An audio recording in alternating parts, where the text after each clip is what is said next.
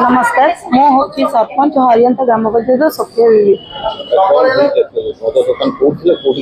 sir देखो आमको गोटे सोमवार खोलिया गोटे ऑब्जेक्शन पीरियड आसला मत माने 12/2024 मसीह आसला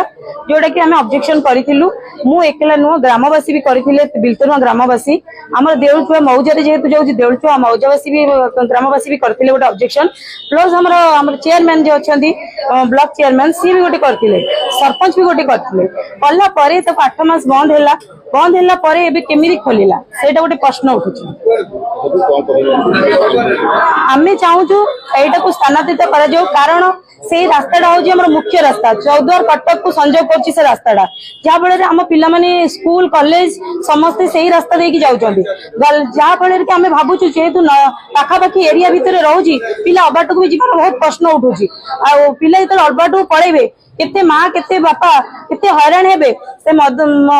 सरकार कहते मद बंद करने आम विश्वास अच्छी सरकार ये स्टेप ने जिलापाल महोदय स्टेप नहीं को निश्चित